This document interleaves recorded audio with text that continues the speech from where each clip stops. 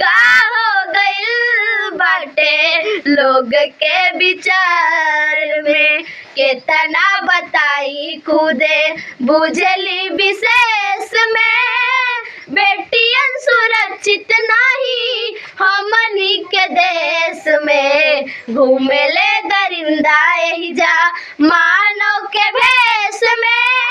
बेटियन सुरक्षित नहीं हमनी के देश में, घूमेले दरिंदा एहिजा। कब तक मारी बेटी पपियन के हाथ में, ऐसन होई कबले बेटियन के साथ में।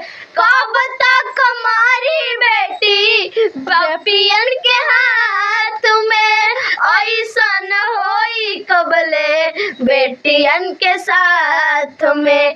कहेली सृष्टि सोनाली आई के आवेश में, बेटियन सुरक्षित नहीं हमनी के देश में, घूमेले दरिंदा एहिजा मानव के भेष में। बेटियन सुरक्षित नहीं हमनी के देश में, घूमेले दरिंदा एहिजा।